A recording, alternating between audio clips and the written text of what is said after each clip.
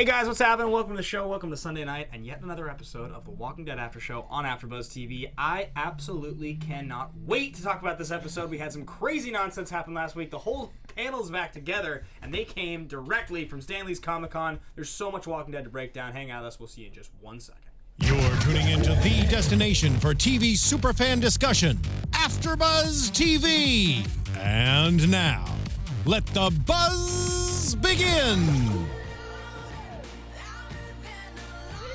Who picked this song? Was this you, Derrial? Do not look at me. Absolutely that, man. That was absolutely you two. Don't even try and play me right now, all right? Honest to God, I thought Eye of the Tiger was maybe better, but it's so intense. This is more fun, and after last week's, complete, absolutely horrible and amazing episode, but just tearjerker, I thought we needed something, Yeah, the light song. So you goes guys with are the light admitting episode. basically that you're saying that you picked this song. Just what I want to know. The song is like antidepressants after last week's episode. Okay, That's what so this that is. was a yes.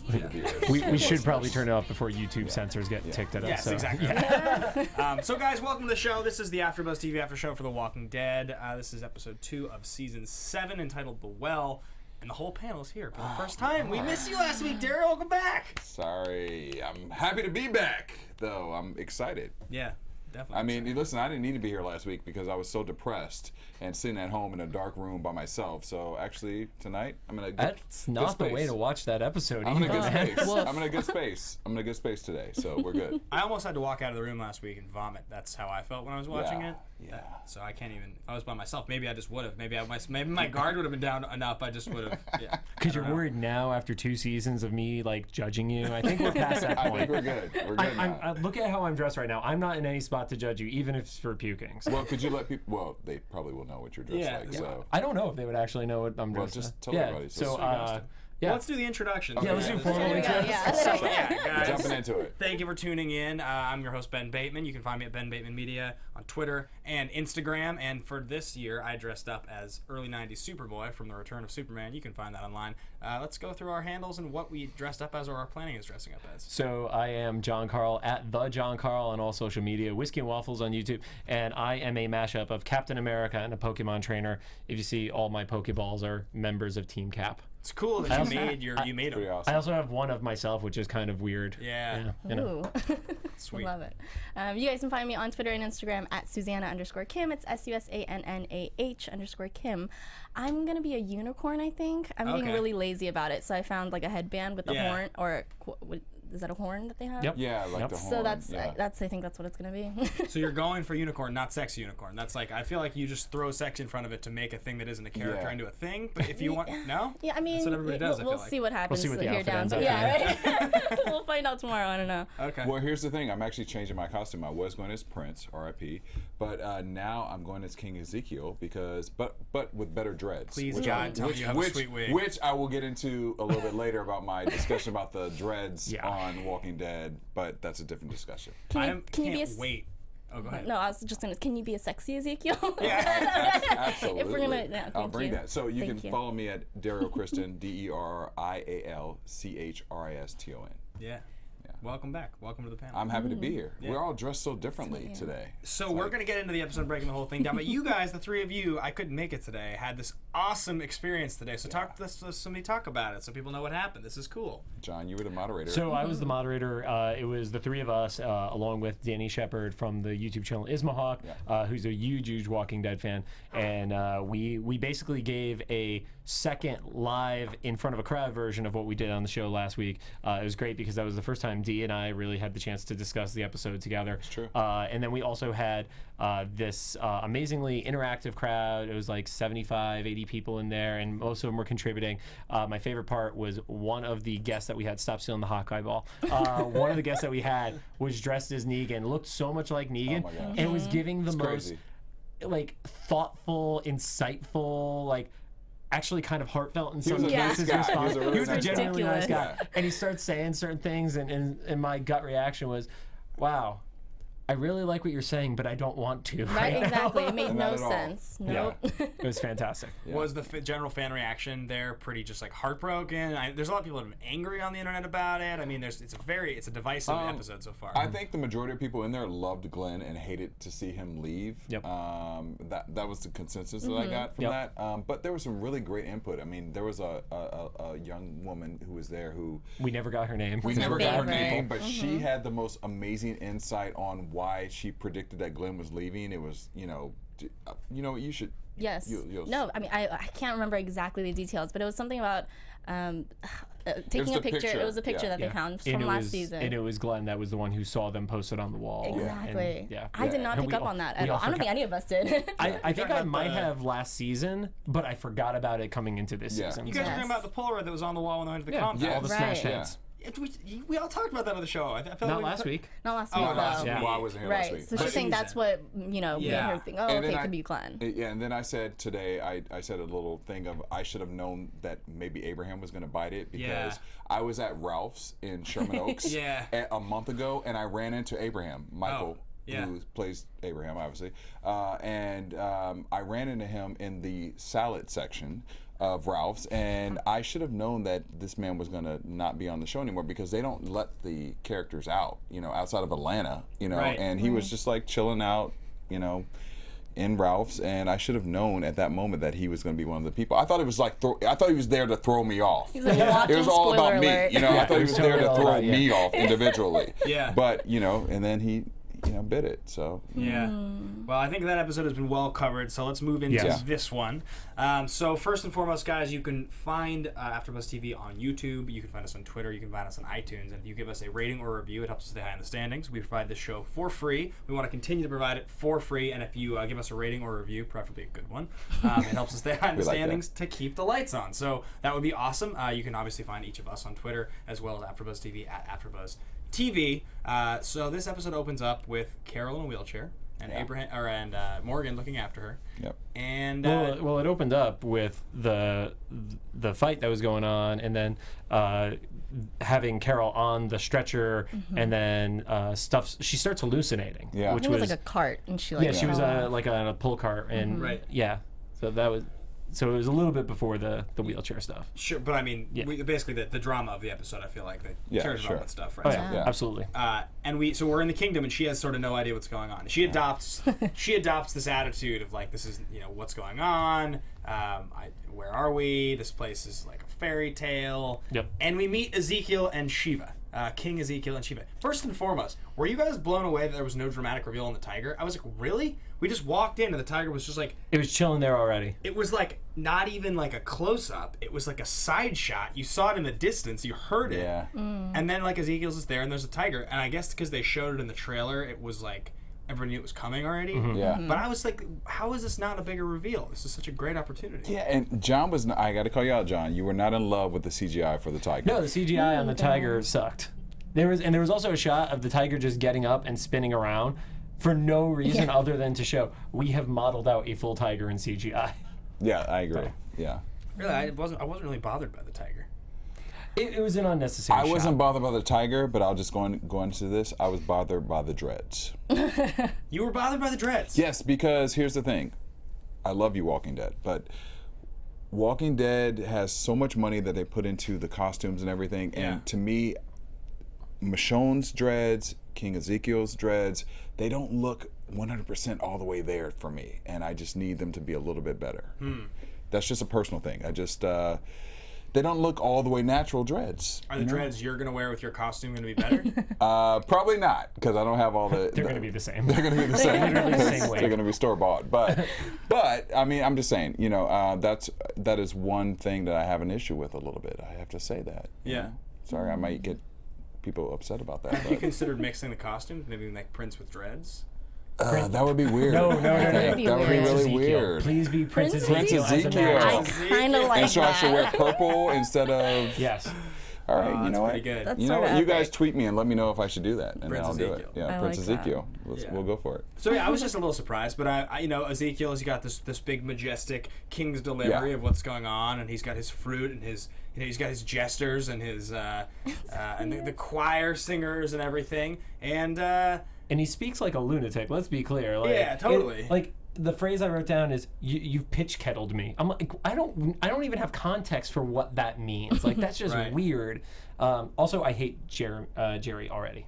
Jerry, that's his The dude. jester, is that what you're calling him? I he's love basically that. a jester, yeah. Didn't think of that. I hate Jerry already. He's not the guy who's like, Deuces, that dude? Yes, that guy. I was He like, are you sucks. security? Until the deuces came up, I was like, you're not security. Yeah. He's like kind of security, but I think they're soft. I think that's kind of the idea, right? That his whole crew is soft. So Carle really adopts her standard. I'm just super happy to be here, and I'm just, this is great. She was a little over the top this time, I thought. Yeah. Like I think that was the point too. less believable than Yeah. she has been in the past. Yeah. You know? Yeah. Yeah. But her ability to do that, like, what a sociopath. Like, Oh, yeah. I love that about her. The show's going to end when it ends, and we're all going to look back on Carle as a television character as one of the great characters ever to exist. I think that she exists like a cut above the rest of the show, in my opinion, at this Yeah, point. I would agree on that. She's just such a good character. Well, she's the ultimate manipulator. Yeah. So, that's what I continuously enjoy about her character. She changes it up every time. Yeah. I think- and she delivered this time. I think in this episode in particular, like the reason why it felt so over the top is because normally she's working with people who are regular people, and at this point she's like, this guy is hamming it up so much right now. The fact that the background of the stage and behind him is painted like castle walls and stuff like that. Yeah. He has the pomp and circumstance of a throne. She's like, I can't just do my normal manipulation. I have to be as over the top as this guy. And obviously we saw that didn't work in the end, that he saw through it eventually. Yeah. But it was like, I don't think I would have been able to contain it either. I probably would have laughed right on the spot. A thing to point out really quickly, guys, anybody who watches or listens to this knows, we are going to get to the end of the episode, we're going to do our regular predictions, and then we're going to do our comic book predictions. Yep. So those of us that have read the comic or know anything about the comic, This half of the table. we'll reference things and have a discussion that we will instruct you to tune out if you don't want to hear it. Because obviously they often will character shift and switch things up from the book to the show. That Sure. it's very relevant, but it's not relevant to talk about if you don't want to know. So Right. we'll get to it later.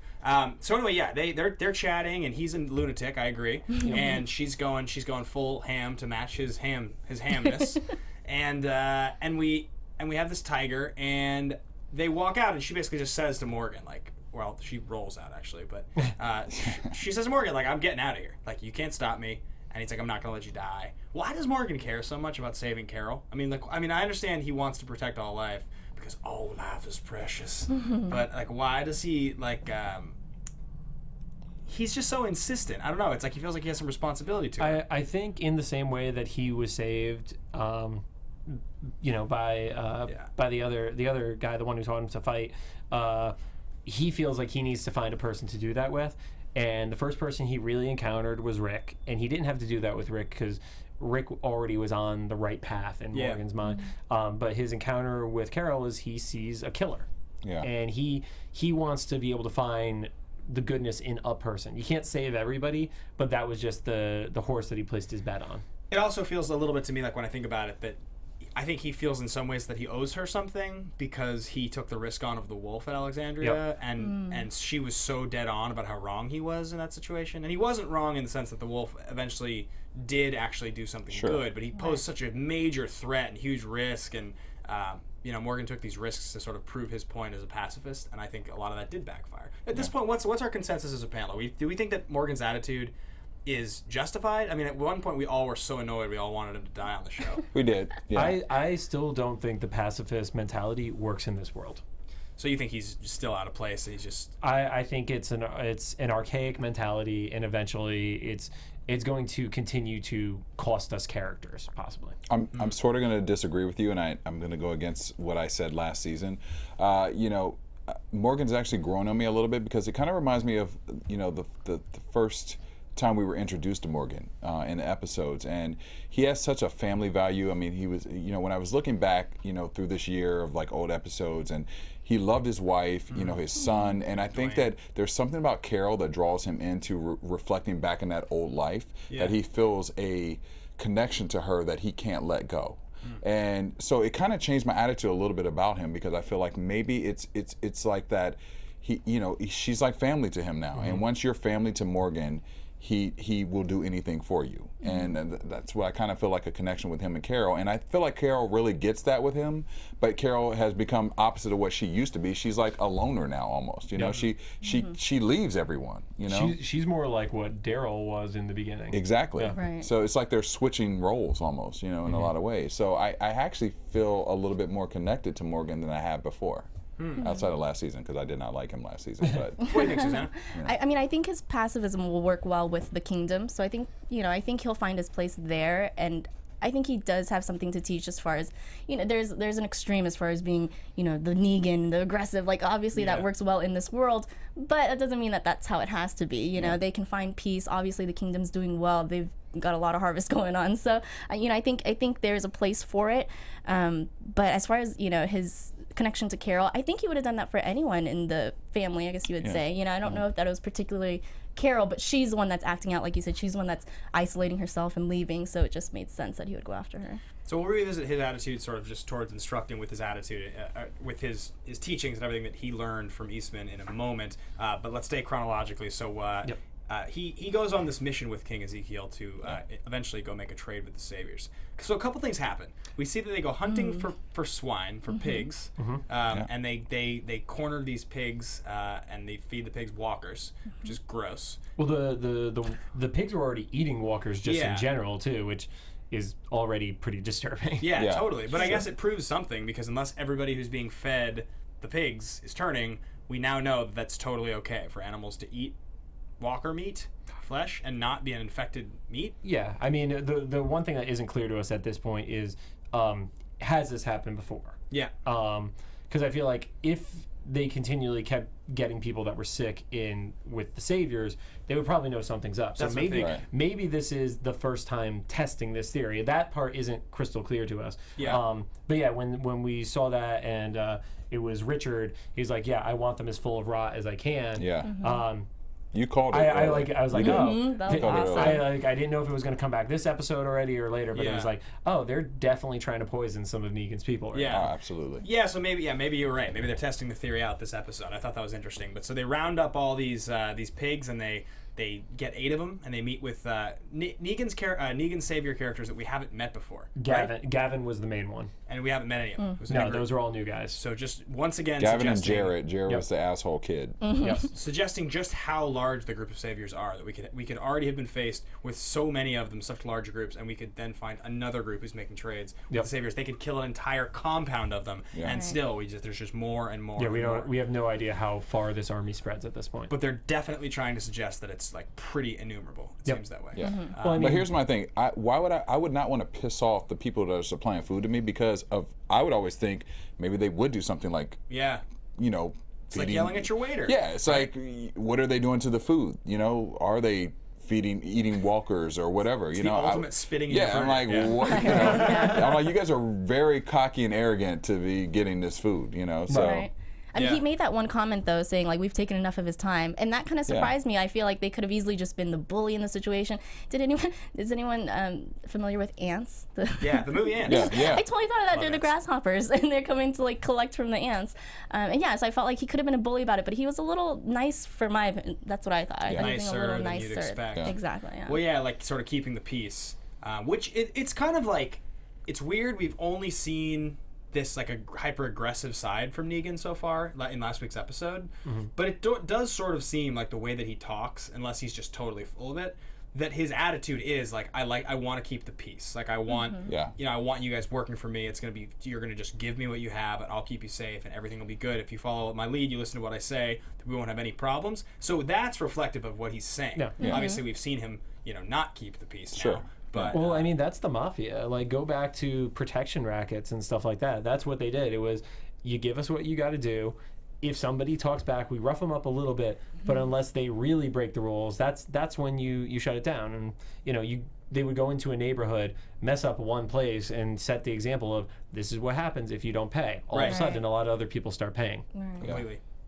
Yeah, so we get this trade that goes down, and Gavin gets into a fight with Richard. Or no, it's not Gavin. Gavin actually calls his boy off. Jared. Jared gets yeah. into a fight with Richard. Yeah. Because by sort of like talking smack. Yeah. Yeah, and then he just Respectful. Yeah, he's like the young hothead. yeah, and he's overconfident because Jared's the one that just takes a swing. Yeah. Yeah. Like And he Richard just ducks him. responds, and it's already, you can tell it's not a fair fight.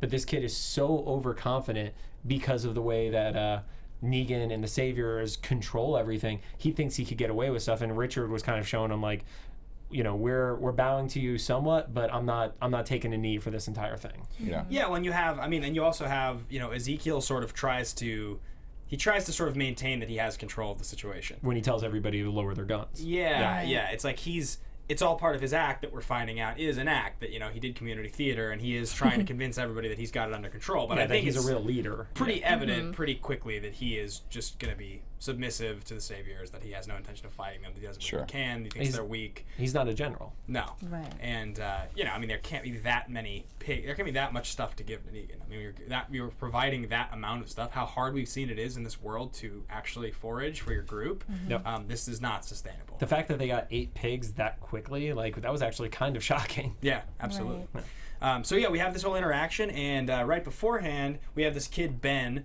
who is out there, and he's got a machete, and he tries to take down a walker, and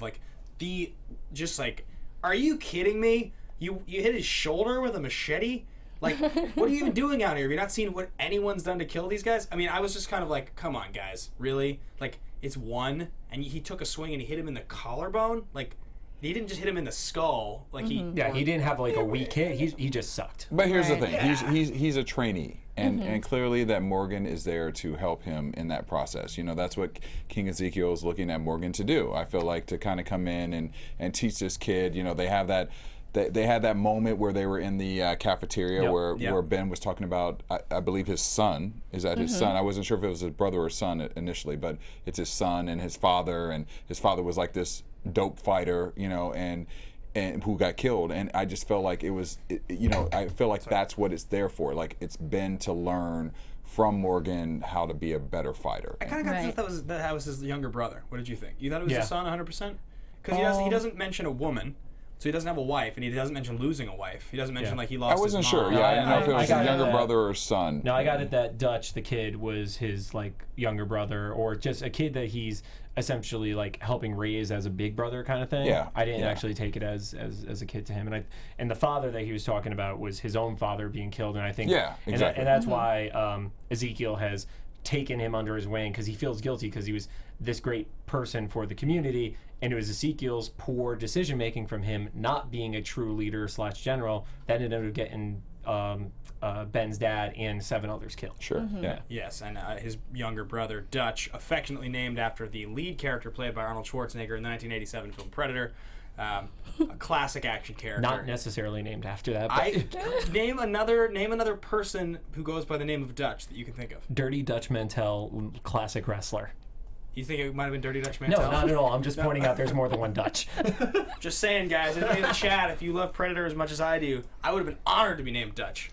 I just know Double Dutch is the only Dutch I know. But to go off on a little bit of a tangent, because speaking of just like kind of a cameo possible thing, did you notice the Cameo Walker in the early part of the episode? The guy who's stumbling? There was one of the walkers that looked just like the Crypt Keeper from Tales from the Crypt. Yeah. And they've done that in the past where they'll take like a classic zombie or classic horror character and have a zombie dressed or looking the same way. And that totally looked like the Crypt Keeper, even the way the teeth were set up in it. It was, and then his face got just sliced off. Prior one. It wasn't that one. It was the one prior to him. Oh, got the face okay. sliced. Yeah. Okay. Interesting. Yeah. So in any case, we find that this guy Ben is he wants to be trained by Morgan, instructed by Ezekiel to be trained by Morgan. And he starts talking to Morgan and training with the bow staff, getting the sweet moves down. First of all, where do you find a bow staff that's like that hard? Wait, did somebody that movie Dutch? Yes. Yeah, the movie movie Dutch. Dutch. Yeah, The movie from the Dutch. chat. But where do you get such a sweet bow staff? Like, his bow staff is impenetrable. That thing, it's unbreakable. He's like knocked out so many people with it. What's Yes. it made of? I think that's just like an industrial strength like mop that they just unscrew the top. Like those things will mess somebody up. I guess so. That's all I can think of because nobody's making those regularly anymore. Right, and then Ben has one now too. Yeah. Well, you know, it's funny. The chat is saying a lot of they want Carle and King Ezekiel to get together. Oh, so we'll get I'm there. ready We'll for get that. there. we'll see what happens. Don't you worry. All right, we you will get guys. there. You guys are just jumping right in there. But so talking about Morgan's philosophy earlier, he is now in a position to impart his philosophy on a trainee, on somebody younger who is maybe a little bit more impressionable. And we have to ask ourselves the question: is it smart? You know, is it smart? Do we think that he's going to help this kid? Do we think that that's a good? What's going to come of this arc? Is he going to prepare this kid to be too passive, and then this kid won't have the strength to protect himself? I don't know. I worry about it. I'm just like, I could see this going very, very wrong. I don't know if he's necessarily gonna take the do not kill approach with him though, because of the book where he's like, is that you? Is that your motto of do Yeah. not kill? And he kind of shied away from the question, which is, you know, like I said, I don't think the pacifist approach works in this world. Yeah. So is he finally getting away from the pacifist approach? I think he is. Yeah. He's learning, huh?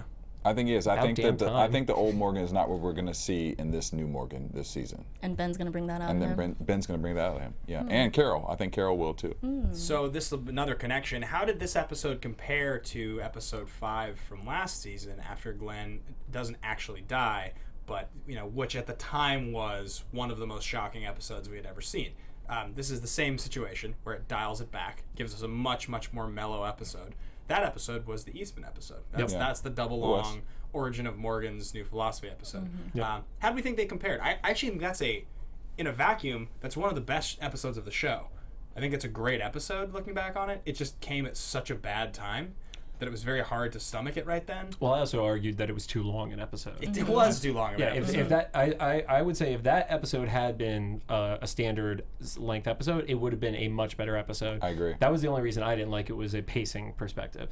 I think this episode was exactly what we needed. Yeah. Like, you had this big epic moment, and now we've seen, if you look at the previews for next week and stuff like that, they're not going back to Alexandria just yet. And, Yeah. and we needed to see it. Like, we needed a second to breathe, because the longer this goes before we see the full reaction, it lets us experience more of what's going on in this world. Because how long can you take a grieving community? Like, yeah, True. the world building thing that they're doing now. I mean, what it definitely does feel like is that we had a couple years of settling into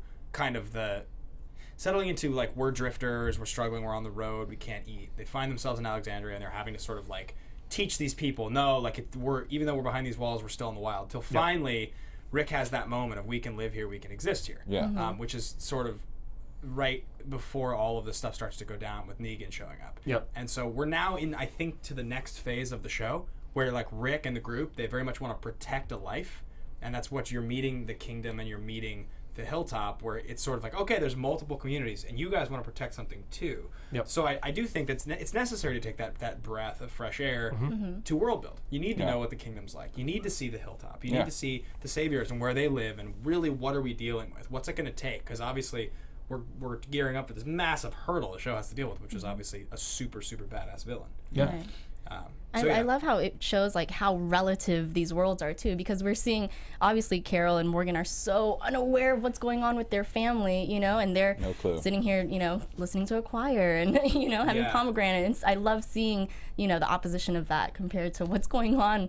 If you had any idea, Carle, would you really be telling Morgan, I don't know if I want to stay here, like if you really Yeah. knew what the alternative was. So Yeah, I and- like seeing that perspective. And it's funny you mentioned that, because I noticed, just the music alone was just very medieval music throughout the entire thing. It was very, it sets you in that moment of It's like time. being a Renaissance Kingdom-y. fair. A very Renaissance fair.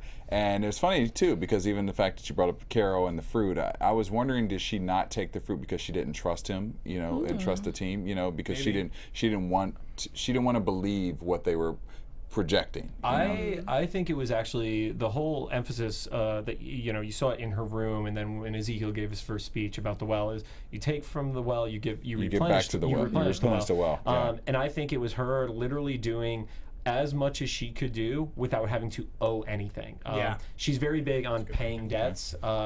not in the Lannister kind of way, but she doesn't want to owe anybody. And I think we've seen that through her growth as a character, that she doesn't want to be indebted to anybody. She doesn't want to be indebted to Morgan for saving her life when she was absolutely going to die in certain cases. That's true. But I loved her slipping that stack of jeans under her blanket. Oh, yeah. She did. She's just remarking And that about knife. She took the knife. Yeah. She's like, there's lunch cobbler too? Give me those jeans. That was And was Yeah. it cigarettes that she took as well? Was I that think so. a pack of cigarettes? Yeah, next time. Why not? Yeah. Second thought. Carol. There's something we were saying off camera that I was just reminded of because we were talking about The Walking Dead as a franchise, the comic books, as well as the show. They faced a certain criticism, which is that it's like a serial format to tell this story that has no endpoint. Yep. So it just kind of goes and it goes and it goes. And they do write arcs per season and for characters, but unlike other critically acclaimed shows like, say, Breaking Bad, where you do feel like there's an arc for your character, your main character, there is like an actual endpoint in sight.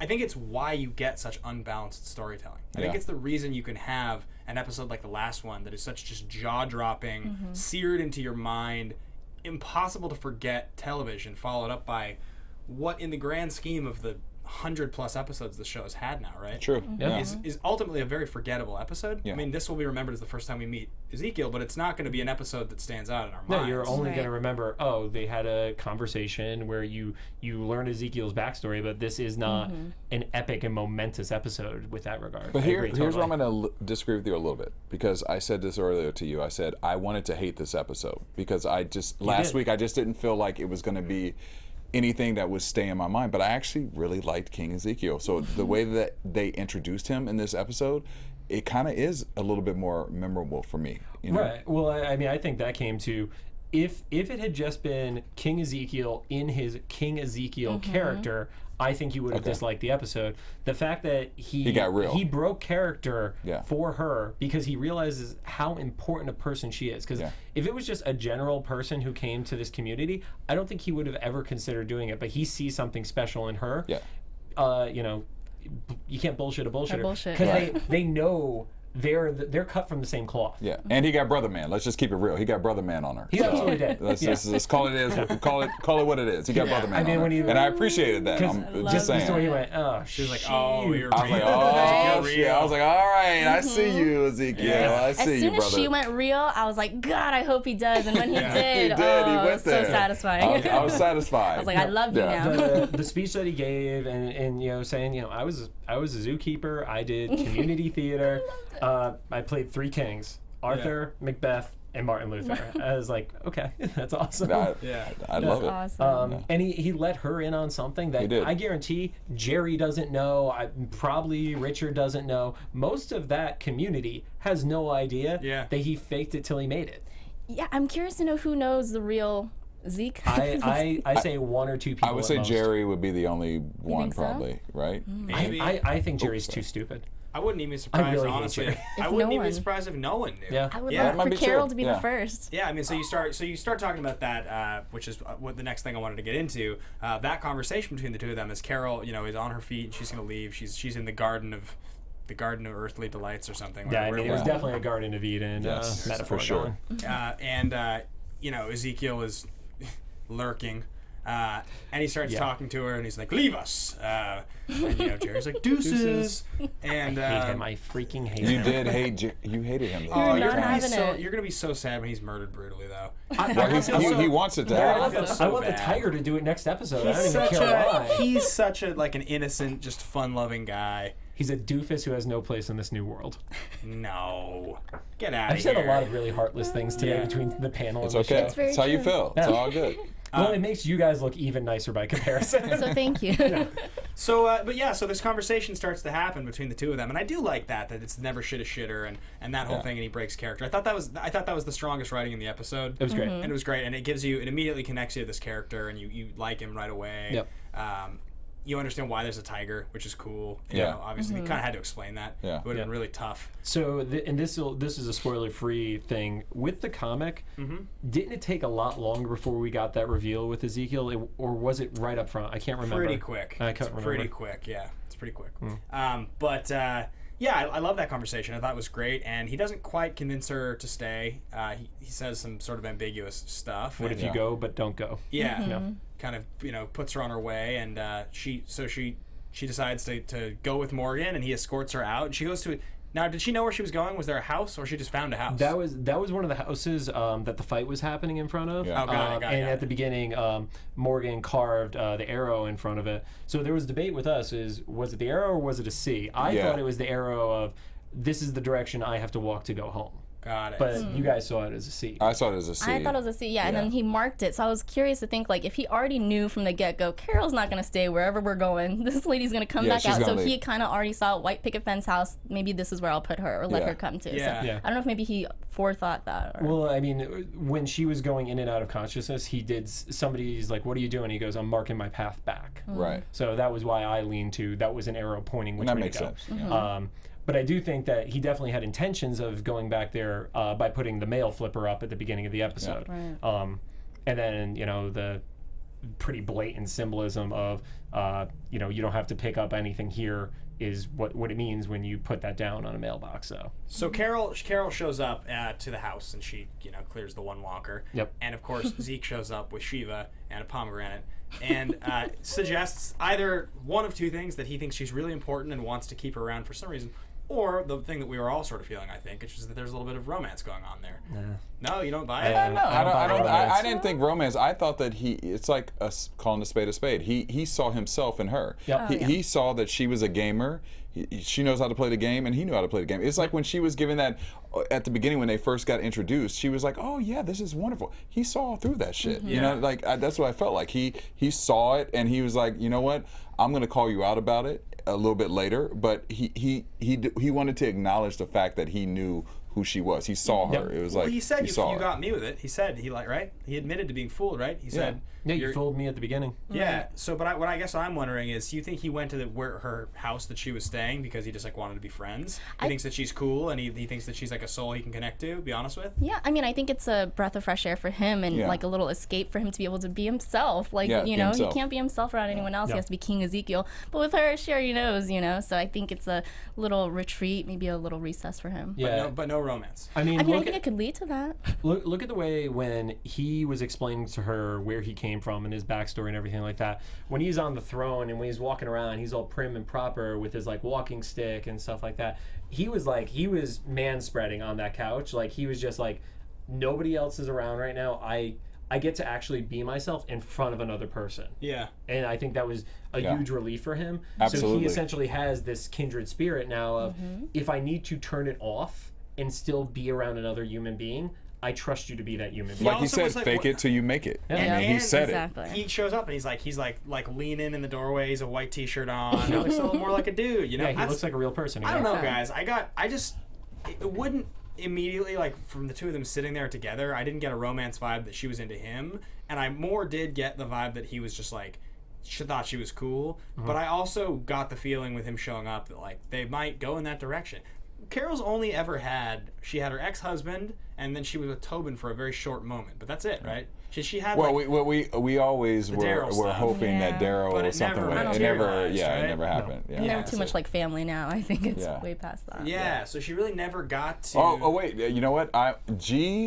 GCS Wits 2. GC Swift. Yeah. He said that she said she wanted some chocolate, and she did reference that she liked the chocolate. Did so she? I missed she did. that. Remember, she was saying how when they were talking about the fruit, Cargill. and she said she liked the chocolate. It's true. So It's maybe strong. you That know one- that what? had to have been on Maybe that was purpose. a subtle way of Absolutely. saying she might be down with the Ezekiel. This is why I suck at dating, because I didn't pick up on that I at was all. gonna say, why not? Like their whole little conversation, that would make a Yeah. great first date. Why? She was The looking for the lighting line was right. later. Yeah. She's gonna say, "I told you that I like chocolate." I told you I like chocolate. In front of Yeah. the fire pit. Come Yeah. on, you guys. Yeah. Maybe you got the might moves, I have think. something there actually. John Carl's so I'm not feeling that. entertained right now. No, it's not entertaining. I'm just I'm doing the dry connecting the erase. dots I'm dry right now. erase boarding in my head right now, and I'm just like, That was I'm just said. like, It could single work. AF. It could work. Ezekiel. Ezekiel, I like Ezekiel, I like that. Carzekiel. Let's make some mixed babies from Aaron Brody. All right, let's see what happens on Walking Dead. So I think that pretty much wraps up what we saw in the episode. Yep. There There was one favorite quote that we have to point out. Oh yeah, please. Yes. You are my favorite person that I have ever knocked out. That's Yes, that is absolutely amazing. hands down one of my favorite. Yeah, it was nice to see some warmth between the two of them at the end of the episode. Still hate him, but love the quote. Yeah. So let's get into predictions, and then we will do our spoiler Comic predictions, yeah. AFTERBUZZ TV predictions. All right, guys, so we're going to do predictions. What we're going to do right now is we're each going to sound off with a prediction. We're also going to give our sign-off so that those of you that don't want to hear the spoiler predictions can know where to find us and all those things. And then we will give you 10 seconds with a spoiler alert, and we'll talk for a few minutes about things to do with the comic book and things that we might know are happening. So, guys, you can find me at Ben Bateman Media on Twitter and Instagram if you want to follow along. My prediction for this is, as we saw in the scenes from next week, we won't get back to Alexandria for at least one more episode. Yep. I think it probably will be episode 4 once we get back there. And I do think that Carle and Ezekiel are going to have some lingering romance, even if it does take a long time, even if it is more in the vein of what Derrial and Carle had, which is just sort of like that, like you think that it might go there, but it takes a long time. I think we're going to get that, and I think they're going to develop that. That's the sense that I got from that last frame. Interesting. So, John Carle at the John Carle on Twitter, Instagram, Whiskey and Waffles on YouTube. My prediction, I actually would say it's going to be episode 5 that we get back to Alexandria. I think episode 4 is going to be Hilltop. Interesting. Because we haven't seen Jesus yet. I think the grieving of Maggie alone could be its own episode. And I think that happening in Hilltop, where she's away from most of the people that she knows and loves, is going to make that process even harder, despite the fact that she wanted to go by herself. Because, and Sasha was taking her to Hilltop. Exactly. Yeah. Okay. All right, you guys can find me at Susannah_Kim, SUSANNAH_Kim. I agree with you as far as Ezekiel being a thing. Maybe not right away. I think it's going to take a while to develop, but I can totally see that happening. I hate the internet. There's a hashtag in front of that too. Hashtag okay. And then I would love to see Maggie, just avenging Glenn's murder and kind of coming to power, and I really would love to see her do something with Negan, like getting on his good side and then doing that something. I would also love to see Negan's crew kind of being like, oh wait, you guys have a good thing going on at Kingdom, and have them sort of visit the Kingdom and maybe try to take over, because what they have going on there, I can't imagine Negan's crew has that beautiful of a place back at their hood. I don't think know. Negan's crew needs beauty, to be honest. Right, but why wouldn't they look at what the Kingdom has and be like, hey, let's just take this, Because I think they're a little bit like, if these people have a home they live in that they feel in control of, they're more inclined to produce for us. Provide for us? Yeah. But, yeah. All right, well, you can find me at Derrial Christon, DerrialChriston. I can't spell my own name. Did you just have a stroke? Yeah, I was like, I just had a mini stroke. You can find me everywhere on that on social media. I agree with you guys with Carle and Ezekiel. I think there's going to be something that happens with them, a little relationship. And I also think that the way they're setting up Ben, we're not going to see Ben too much longer. I think eventually Ben's going to be one of the characters that bites it on the show, because they're we're liking Ben, so I think that he's going to be one of the people, unfortunately, that is not going to be around too long. You were liking Ben. I like that. I like Ben. I already don't like the kid. I wonder if Ben is gonna. This is just a quick thought I just had right now, but I wonder if Ben is gonna become a savior. He kind of feels like maybe he would That could be interesting. He could be turned. I don't know. Fresh meat. I don't know. Maybe they like take his little brother or something and threaten that unless he Sounds terrible. or something. You're an awful person. I could see some twisted stuff going on like that. Yeah. Because what are they going to do with his little brother? That's true. But they focus so much on him. I feel like he's going to be very detriment to the episodes coming up. Yeah. So. Cool. Okay, guys, that's going to be the official predictions. Now we're going to do a quick spoiler alert. For comic spoilers. Spoiler alert! Spoiler alert! Spoiler alert! Still freaks me out when the lights Spoiler flash in the, I feel like I'm having a seizure. studio. So, guys, if you don't want to hear about things that we know that have to do with the comic book, or just anything that has to do with spoilers we've seen online, get off now. Thank you so much for tuning in. We'll see you same time, same place next week. You have officially been warned. Let's talk about some shit. We've now said it more times than the show did this week. They said it 5 times this week. Now, after last week, I'm keeping count every week. So, first and foremost, in the comic, it's Michonne. That whole scene is Michonne. That's not Carle. Right. So it's Michonne sitting with Ezekiel, the exact same scene. And there is absolutely romance, and the romance starts right away. And that's why, it was a strange thing to see that conversation happening, because it's almost like a verbatim taken out of the comic book scene. Yep. And it's one of the better scenes that happens almost right when, because Michonne's just like, this is bullshit when she shows up to Kingdom. But I just kind of think, I don't know, I think they're going to totally go down that road. I think it's a weird combo. Like, it's not two characters that from the get-go, if you had been like, can you combine those in the show? I would have said yes, but I get the feeling they're going to. Right, and in the comic, you also didn't have the added baggage of Rick and Michonne being together. Because Andrea is a different character, and Derrial doesn't exist. So you have all these Daryl does not exist. pieces Right. they're all mixing up now. Yep. I made the prediction during our panel today, and it's not necessarily a spoiler, but we all know that eventually this has to build to Rick and all of his people teaming up with everybody else who's against Negan. I still am predicting that the big "we need to fight back" speech is one of the final moments of episode 8, so the mid-season finale. Mid-season finale. And the actual how do we infiltrate, take the fight to Negan and everything like that, which ends in the climactic one-on-one battle between Rick and Negan, is the season finale.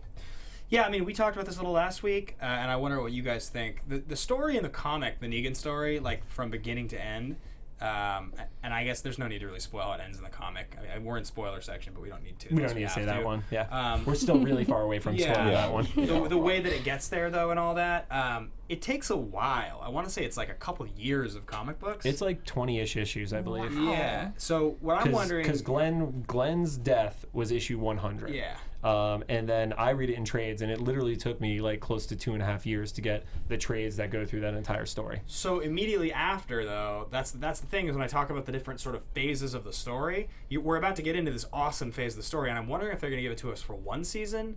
And you were thinking it's just going to be one season because the governor stretched on too long. I think the Negan story, to the point of the epic one-on-one, is this entire season. Which would mean that if they were going to follow suit, the time jump, which like without again giving really away what happens, there's a time jump in the comics. Time jump will be season 8 if they follow that same thing, which is awesome, and I hope they do. The time jump's great. It's like it totally resets. Like Negan is the most exciting thing that ever happened in the comic book, and then the time jump's the most interesting because it totally changes the stakes. The story, the entire way that the whole story is told, becomes like this new journey, which is why it's hard to imagine them actually following the story totally, because the show's not going to go on like 18 seasons with Rick in the lead. Eventually, he just won't want to do the show anymore. Right. Just keep writing those checks. He'll keep doing it. Yeah, exactly. But so, I think. I mean, there's not really any predictions that come with the comic stuff. More just like it's interesting to see them tying pieces together. Yeah. Does the Michonne stuff give you guys reason for pause on the Carle stuff at all, or no? I'm just surprised that we haven't seen, or really, we haven't even talked about Michonne at all since. Yeah. I mean, there wasn't a lot for her last episode. That was the thing, is she was such a periphery character in the same way like Eugene was. Even like they had their quick moments, but that was really it. Yeah, but I think we'll see more. Oh, I mean, 100%. it's early, so we'll see more. But I was kind of surprised because they were, touching on that romance between Michonne and Rick, and they didn't really. I give think a reaction they're gonna be the shoulder that each other leans on. Well, I said this today in our panel. I think there's going to be another major character that dies this season. I think it's either going to be honestly Derrial or Carle. Oh, I don't think you can kill off Abraham, Glenn, Carle, or Derrial in season 7. I mean, I don't know. I think that's my prediction right now. I think it could happen. The way the show is structured, and it's Anything very is similar to possible. Game of Thrones. Like, I will say I do think the only two characters that are safe are Carle and Rick. Despite the anybody could take it mentality that the show is given, I don't think they go the Game of Thrones route and kill the people that you're you can't touch. Haven't we talked about this before? The Unkillable Four. We had or was that a Game of Thrones conversation? No, that was this. And it was Carle. It was Rick. It was Carle. And I thought the fourth was. Was it Derrial? I never signed on to it being Derrial. I always thought that Derrial or Glenn was the person who was going to die in that scene. Yep. I can't remember who my fourth character was. Maybe it was Maggie. Maybe Maggie feels unkillable. Yeah. Well, right now I feel like she's. I mean, if they kill Maggie, it's just like they just wanted to destroy her entire. It would just be such a like, genetic strange makeup. character death. It wouldn't make much sense. One of the funniest moments on the panel today was that was the kid in the front row, right? Oh, yeah. He said that he thought it was going to be Maggie who bit it, and like the whole room just goes, ooh. Yeah. He was like, "Yeah, it's a twofer. Yeah, You it's get a her twofer, baby." yeah. I was like, "Okay." Yeah. Well, a here's lot the of respect for that thing. kid. What Walking Dead is great at is having us love a character and then just taking them out. Yep. We love Carle right now, and the storylines are so much embedded in her life that I feel like she could be someone that we see leave. I mean, they could kill her in the context of the story. Killing Carle doesn't change the story in the way that killing, say, Rick or Carle does. Sure, But Rick and Carle's not. She's such a hard character to kill for so many reasons. While Daryl's a great character, he's like fun to have, and he's like a fan favorite. Yep. Carle is killing Carle would anger people on so many levels. She's such an irreplaceable character for television. But so is Glenn. But it's different. He wasn't irreplaceable to me. She had more of an arc, I think. I loved him, but he was never irreplaceable to me. From the most basic point of view, which is that like movies and television are dominated by strong male characters. Just a strong woman alone is worth so much more in terms of how unique it is. I agree. Not only that, but like not like a young ingenue, but like a middle-aged woman who's like a badass. That doesn't happen. True. She's like the That's very most true. popular character in that sense. But you know, it's not keeping it as a middle-aged woman. You can evolve Maggie into being that lead female character. True, and Maggie's and I think that'll be. I mean, I think they will. Obviously, that's the role in the comics that she takes, and that's going to be a great role for Maggie. Yeah. It'll make her character a lot more. Her character gets great in the story in the comic. Well, her response wasn't to grieve at that point. Her response was vengeance. Kill Negan, yeah. Absolutely. So you could already tell that of anybody right now, she may be the strongest because her will hasn't been broken like everybody else. Yeah, absolutely. That's true. I think that's pretty much going to wrap it up, guys. So we've already done our sign off. Thank you so much for watching. I hope we didn't ruin anything for you by inadvertently staying on with you. And otherwise, we will see you same time, same place next week for episode 3 of The Walking Dead season 7. And join us in the live chat too. Yeah. Bye, everybody.